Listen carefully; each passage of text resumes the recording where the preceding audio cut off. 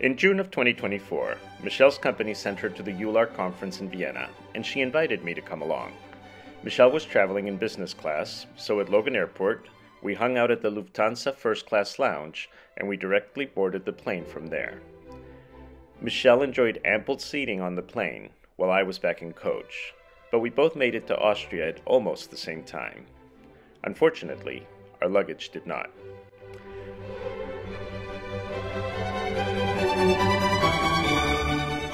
We were able to check into our hotel early and had lunch and coffee at a local eatery before heading into the historic center to walk around.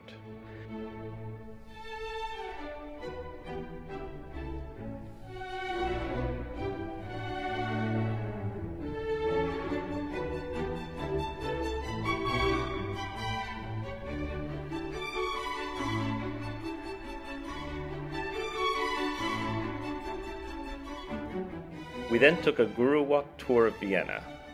Our guide Anna was quite good, with excellent English and a lot of historical background to the architecture and streets that we walked along.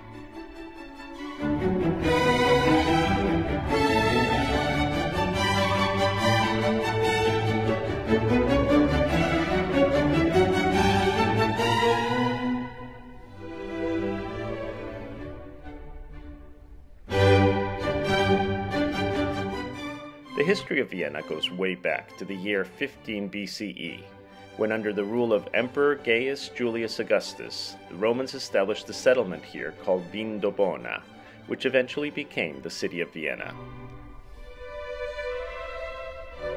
In 1690, Emperor Leopold I erected the Pestule Column in gratitude for surviving the bubonic plague. You can see him and his Habsburg chin represented on the column.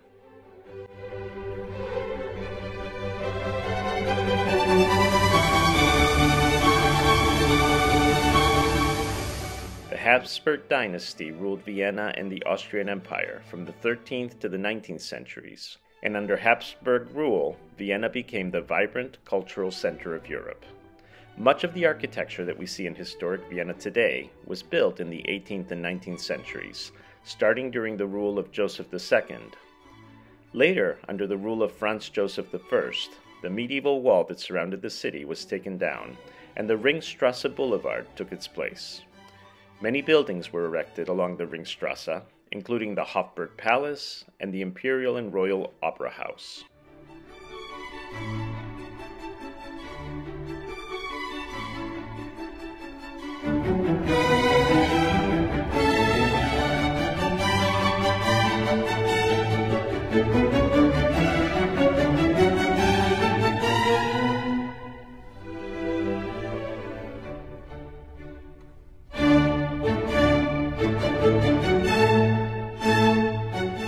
We walked to the Cathedral of St. Stephen, which only has one tower, the South Tower, because construction was interrupted on the North Tower by the Ottoman siege of Vienna in 1511, and it was never finished. The EULAR conference started Wednesday afternoon, and we spent the morning visiting the Belvedere Museum, where we had a fabulous brunch in a beautiful cafe, and then walked around with the audio tour.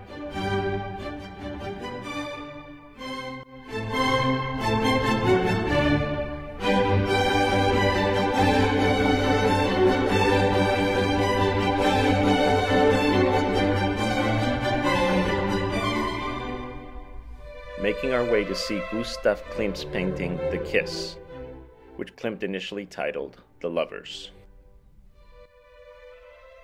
On our second day in Vienna, we stayed out way too late, visiting with our grad school friend AJ and a group from the EULAR conference.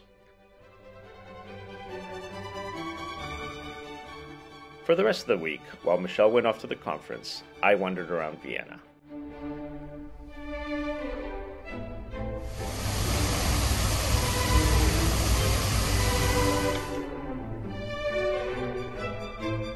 From 1708 to 1712, the plague again raged through Europe, and after it passed, Emperor Charles VI built the Karlskirche in the Baroque style, in gratitude for surviving the plague.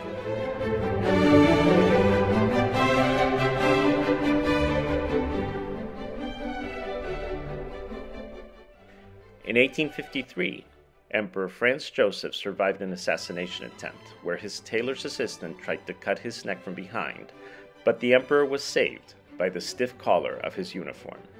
The emperor's brother, Archduke Ferdinand Maximilian, raised the funds and built the Votivkirche as a thank you to God for saving the emperor's life.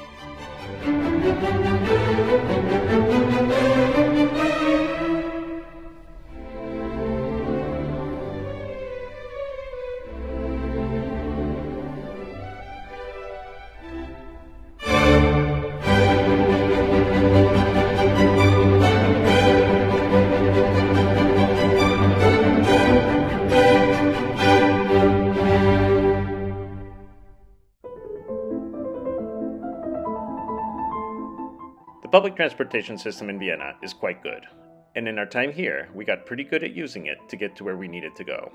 However, as a pedestrian, you have to watch out for cars, buses, trams, trains, people on bicycles, and people on scooters.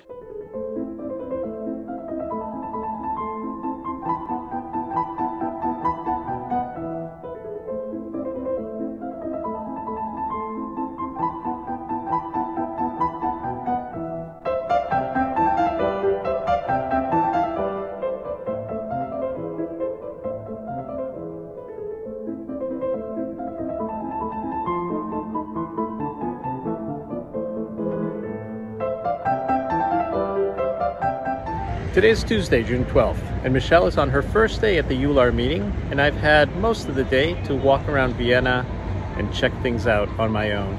This is a beautiful city with so much to see.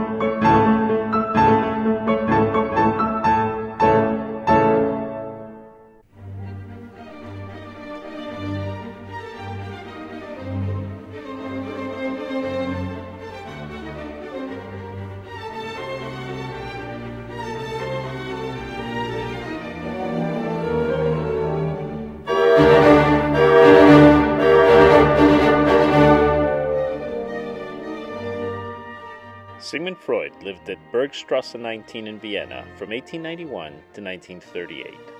As you come up the stairs to that apartment, there are two doors. To the right leads to the family's quarters, and to the left was the psychoanalysis practice. A close friend of Freud's once commented that no matter which doorbell you rang, the opposite door invariably opened. Visiting the museum, I learned many things about Freud, including about the family's escape to England in 1939, which required the help of the U.S. ambassador to France, a British psychoanalyst, and Marie Bonaparte, who paid most of the Reich flight tax. Sigmund Freud loved to hike. He was fascinated by the lack of ambivalence in dogs, and he became very attached to his daughter Anna's German Shepherd. Freud eventually got his own dog, named Jofi, who was present at every one of his therapy sessions from then on. The Freud Museum also hosts a collection of contemporary art of works inspired by psychoanalysis. Many of these works are somewhat disturbing, but fascinating.